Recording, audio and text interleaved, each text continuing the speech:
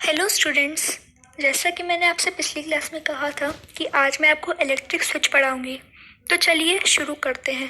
लेकिन उसके पहले आप मेरा चैनल लाइक और सब्सक्राइब कर दीजिए, और अगर आपको कोई डाउट है तो कमेंट बॉक्स में लिख के भेज दीजिए। आइए आज मैं आपको एक एक्टिविटी पढ़ाती हूँ। उस एक्टिविटी के लिए आपको कुछ सामान चाहिए होगा। 2 ड्राइंग पेन चाहिए, एक सेफ्टी पिन चाहिए, 2 वायर चाहिए होंगे और एक छोटी सी थर्माकोल की शीट चाहिए होगी। सेफ्टी पिन के होल में ड्राइंग पिन को इंसर्ट कर दीजिए और थर्माकोल के ऊपर रख दीजिए।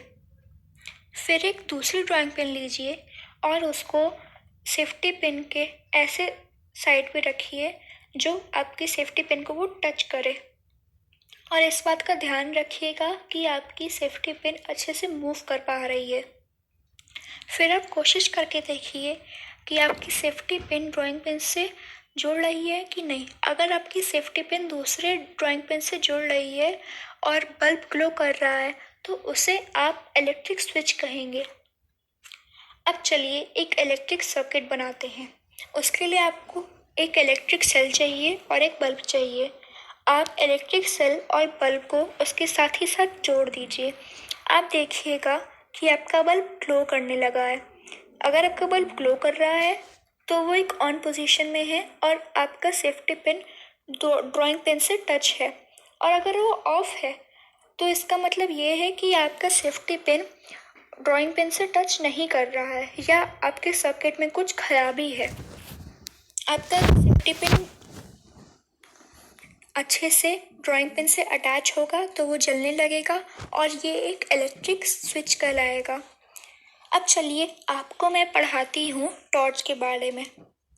आप अपने घर में एक पुरानी सी कोई टॉर्च लीजिए। उसमें देखिएगा कि बाहर एक प्लास्टिक सी कवरिंग होती है, उसे प्लास्टिक कैसिंग कहते हैं।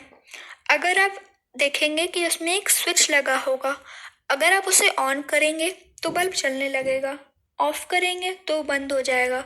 ऑन तब होता है वो जब सारे वायर एक दूसरे से कनेक्ट हो जाते हैं, और ऑफ इसलिए हो जाता है क्योंकि वायर एक दूसरे से कनेक्शन अपना खो देते हैं। अगर सारे वायर एक दूसरे से जुड़े हुए और वो जल रहे हैं तो इसका मतलब आपका टॉर्च सही कंडीशन में है। अब चलिए आपको मैं इलेक्ट्रिक कंडक्टर और इंसुलेटर के बारे में पढ़ाती हूँ। ये कंडक्टर क्या होते हैं? कंडक्टर मतलब कि जो आपकी इलेक्ट्रिक टॉर्च को चलने के लिए अलाउ करते हैं, और इंसुलेटर मतलब जो आपकी इलेक्ट्रिक टॉर्च ना जलने दें, जो करंट पास ना होने दें, उन्हें इंसुलेटर कहते हैं। इंसुलेटर बैड कंडक्टर्स भी कह सकते हैं। चलिए हम इसकी भी एक एक्टिविटी करते हैं। आपको कुछ सामान चाहिए होगा। कोई कॉइन्स लीजिए, कॉर्क लीजिए, rubber, glass, keys, safety pins, plastic scale, wooden block, aluminium foil, candle, sewing needle, thermocol, paper और पेंसिल की लीड। अब आपने जो एक्टिविटी 4 में अपना इलेक्ट्रिक स्विच बनाया था, उसी के साथ साथ अपने rubber, keys, eraser, scale, match stick, glass bangle, इन सबको अटैच करके देखिए। जो जो जले वो है हमारा कंडक्टर, जो नहीं जलेगा वो कहलाएगा हमारा इंसुलेटर। कुछ एग्जाम्पल मैं जैसे आपको देती हूँ। वुड एक इंसुलेटर है। वो आपके बल्ब को नहीं जलने देगा क्योंकि उसमें इलेक्ट्रॉन्स नहीं होते हैं प्रेजेंट जो आपके इलेक्ट्रिक बल्ब को जलने दे।